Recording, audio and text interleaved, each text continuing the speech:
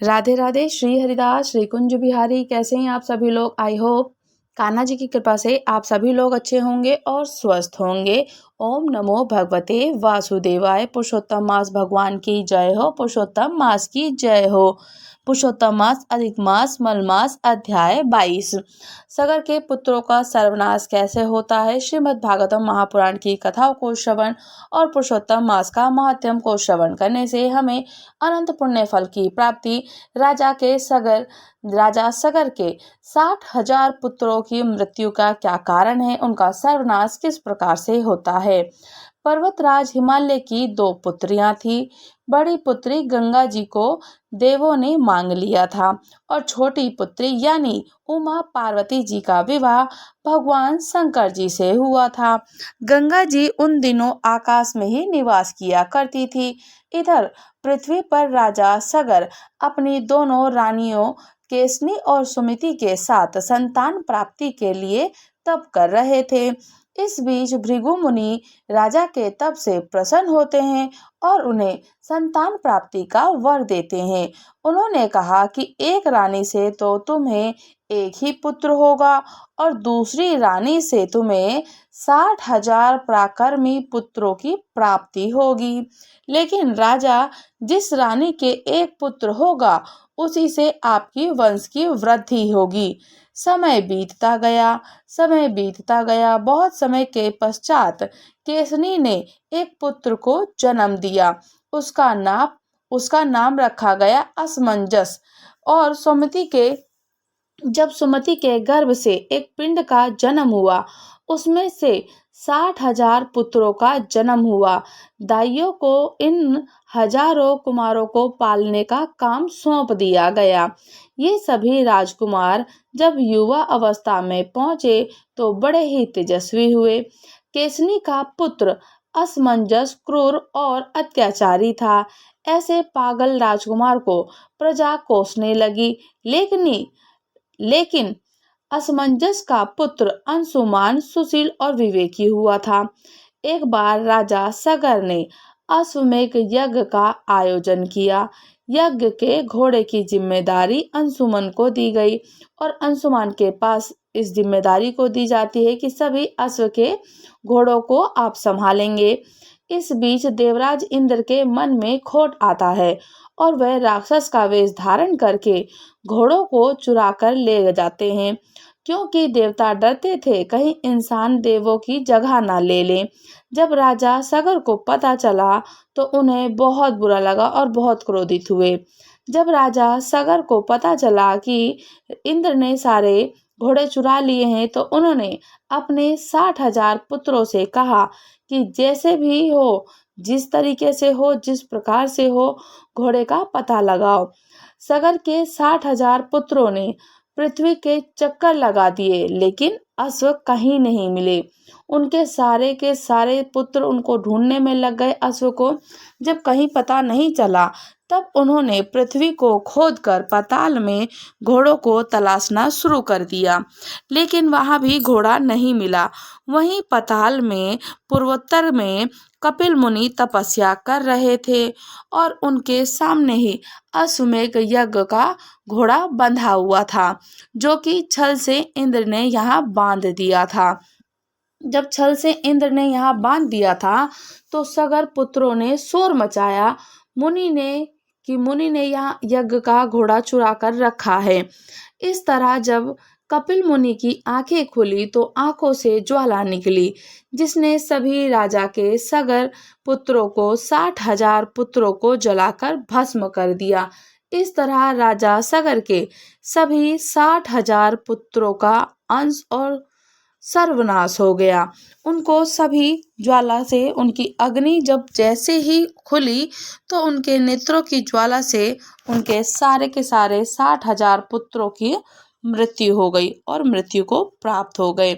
इसी प्रकार से राजा के सगर पुत्रों के जो उनके 60,000 सगर पुत्र थे सबका सर्वनाश हो जाता है। पुरुषोत्तम मास महात्म्य अध्याय 22। दंडधनवा राजा बोलते हैं कि हे तपोनिधि, पुरुषोत्तम मास के व्रतों के लिए विस्तार पूर्वक नियमों को कहिए।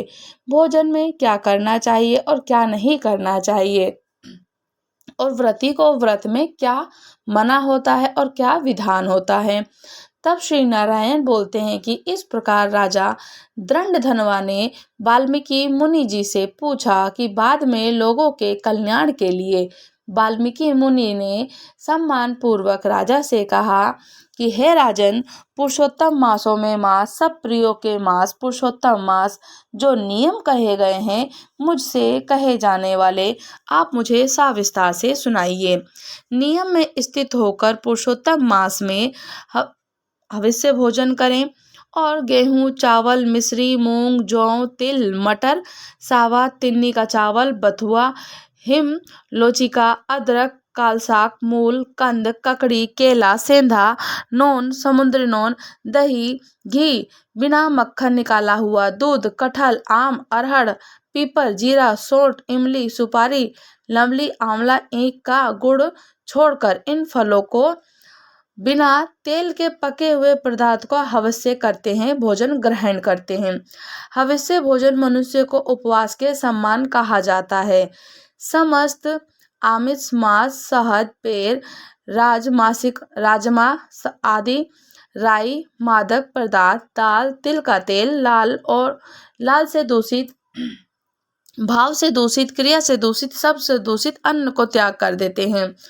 दूसरे का अन्न, दूसरे का वैर, दूसरों की स्त्री और गमन, जो दूसरे की स्त्री को गमन करता है, तीर्थ के बिना देशांतर जीना व्रती छोड़ा देव होता है, उन्हें व्रती छोड़ देव कहते हैं। देवता, वेद, द्विज, गुरु, गौ, व्रती, स्त्री, राजा और महात्माओं की निंदा करना पुरुषोत्तम मास में त्याग देते हैं।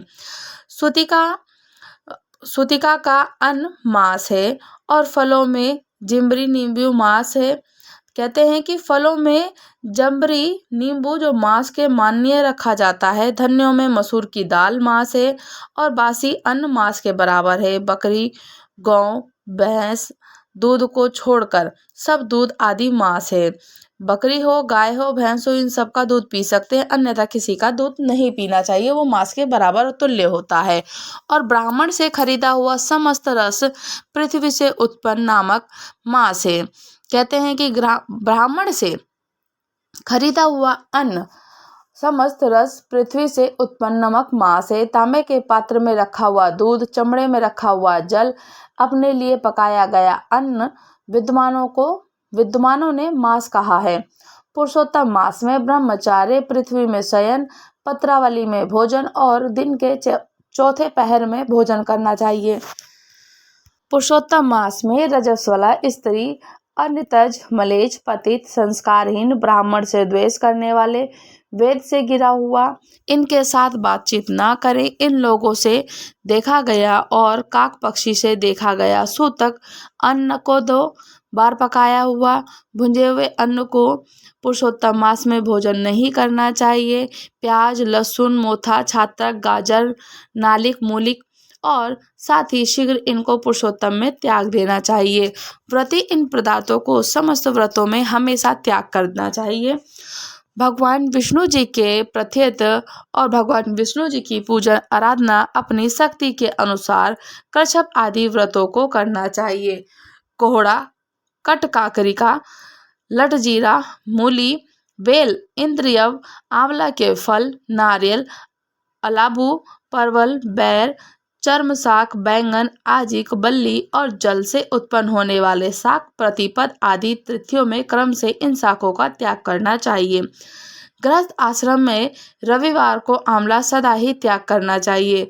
पुरुषोत्तम भगवान के जो श्री हरिनारायण का पूजन करते हैं, जिन जिन वस्तुओं का त्याग करते हैं, उन वस्तुओं को प्रथम ब्राह्मण को देकर फिर हमेशा भोजन करते हैं। व्रती कार्तिक और माघ मास के इन नियमों को भी करते हैं। जो पुरुषोत्तम मास होता है, कार्तिक मास हो या माघ मास हो, इन तीनों ही मासों में एक ही नियम धारण किए जाते हैं। हे राजन, व्रती नियम के बिना फलों को नहीं प्राप्त करता। यदि शक्ति है तो उपवास करके पुरुषोत्तम का व्रत करे और घृत पान करके अथवा दुग्ध पान कर अथवा बिना मांगे जो कुछ मिल जाए उसको भोजन करे।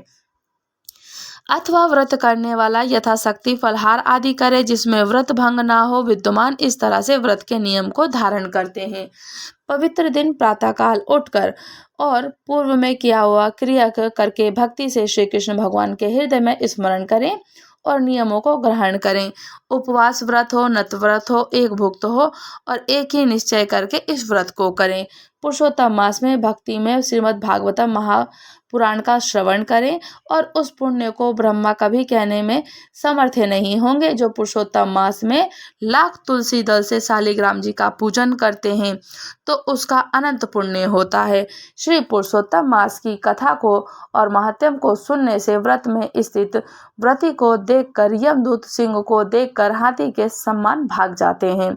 हे राजन पुरुष, ये पुरुषोत्तम मास व्रतों में 100 यज्ञों से भी श्रेष्ठ है, क्योंकि यज्ञ करने के बाद जो स्वर्ग की प्राप्ति होती है वह पुरुषोत्तम मास का व्रत करने से गौलोक को ही जाता है, श्री ठाकुर जी के ही चरणों में जाता है। जो पुरुषोत्तम मास का व्रत करता है उसके शरीर में पृथ्वी के जो समस्त तीर्थ और क्षेत्र हैं वो संपूर्ण देवता उस सब में निवास करते हैं। पुरुषोत्तम मास का व्रत करने से जो बुरे सपने होते हैं, दरिद्र होती है, कायिक वाचिक मानसिक पाप सब नष्ट हो जाते हैं। पुरुषोत्तम भगवान की प्रसन्नता के लिए इंद्र आदि देवता पुरुषोत्तम मास के व्रत में तत्पर हरि भगवान की पूजन करते हैं और विघ्नों से रक्षा करते हैं। पुरुषोत्तम मास का व्रत करने वाले जिन जिन स्थानों में निवास करते हैं उनके मुख से भूत प्रेत पिशाच आदि नहीं आते हैं। राजन, इस प्रकार से जो भी विधि पूर्वक पुरुषोत्तम मास का व्रत करेगा उस पुरुषोत्तम मास के व्रत के फलों का यथार्थ रूप से कहने के लिए साक्षात शेषनाग भगवान भी सामर्थ्य नहीं करते हैं। श्री नारायण बोलते हैं कि जो भी पुरुष में श्रेष्ठ पुरुष मन में अत्यंत आदर के साथ जिस प्रिय पुरुषोत्तम मास का व्रत करता है वो पुरुष में श्रेष्ठ और अत्यंत प्रिय होकर ऋषिकेश पुरुषोत्तम भगवान जगन्नाथ जी के साथ गौलोक का आनंद लेता है और मोक्ष को प्राप्त होता है। बोलिए श्री पुरुषोत्तम मास भगवान की जय हो, पुरुषोत्तम भगवान की जय हो। पुरुषोत्तम मास अधिक मास मल मास अध्याय 22 समाप्त हुआ। राधे राधे। श्री हरिदास, श्री कुंज बिहारी। अगर आप लोग हमारे चैनल पर नए हैं, चैनल को लाइक शेयर सब्सक्राइब करना बिल्कुल ना भूलें। मुझे कमेंट्स करके जरूर बताइएगा कि आपको कथा कैसी लगी। ठाकुर जी का पूजन, भजन, कीर्तन, नाम जप, महिमा और स्मरण, गंगा जी का स्नान, तीर्थों का सेवन और 33 मालपुए का दान करना, दीप का दान करना, 33 बातियों का दीप दान करने से हमें अनंत पुण्य फल की प्राप्ति होती है। पुरुषोत्तम मास में थोड़ा भी पुण्य का कार्य जो किया जाता है वो हमें 33 गुना पुण्य फल की प्राप्ति करता है। राधे राधे। श्री हरिदास।